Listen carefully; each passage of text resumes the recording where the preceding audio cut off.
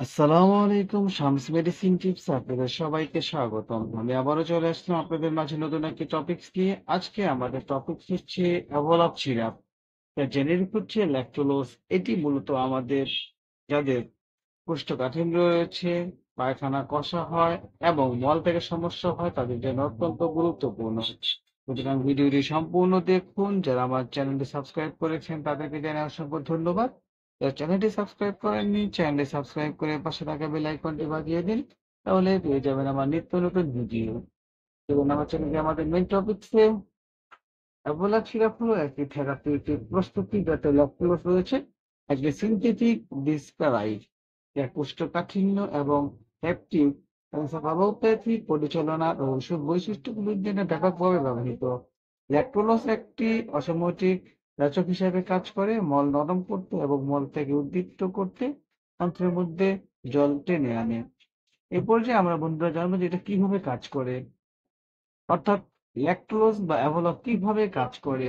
অসমেটিক laxative effect lactose ছোট অংশে সৃষ্টিত হয় না, একবার এটি কোলনে পৌঁছে এটি ক্লোনিক ব্যাকটেরিয়া দ্বারা জৈব অ্যাসিডে লক্টিক অ্যাসিড বা অ্যাসিটিক অ্যাসিড ধারণ করা হয়।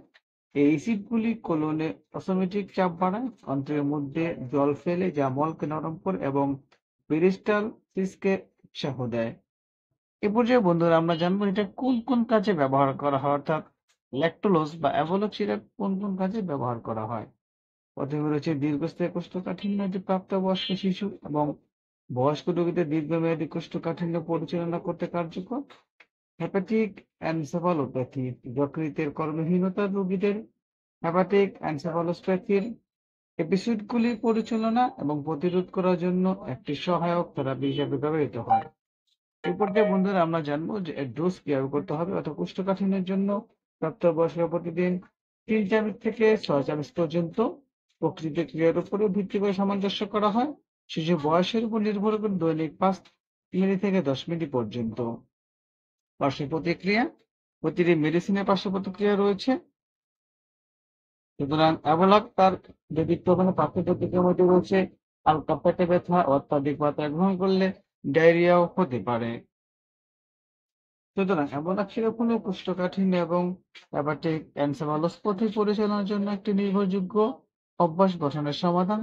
এর মৃদু প্রক্রিয়া এবং বহুমুখিতা এটিকে বিস্তৃত ও রোগীদের জন্য উপযুক্ত করে তোলে।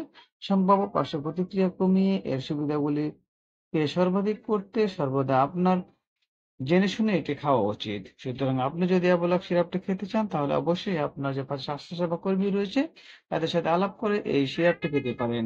এই সিরাপটি প্রেগনেন্সিতে অত্যন্ত সেফ, অর্থাৎ যারা গর্ভবতী এবং গর্ভবতী রয়েছে তারা তাদের প্রেগনেন্সিতে এই সিরাপটি খেতে পারেন। অ্যাভোলাভ সম্পর্কে কোনো কিছু জানার থাকলে আমাদেরকে কমেন্টস করে জানিয়ে দিন, আমরা আপনাদের কমেন্টস গুলো যথাযথ উত্তর দেওয়ার চেষ্টা করব। ভিডিওটি যদি ভালো লাগে তাহলে বন্ধুদের সাথে শেয়ার করে দিন। ভিডিওতে লাইক, কমেন্ট, শেয়ার করে আমাদেরকে পরবর্তী ভিডিও বানাতে উৎসাহ প্রদান করুন। আজ এ পর্যন্তই, আবার কথা হবে নতুন কোনো টপিকসে। সে পর্যন্ত ভালো থাকুন। খোদা হাফেজ।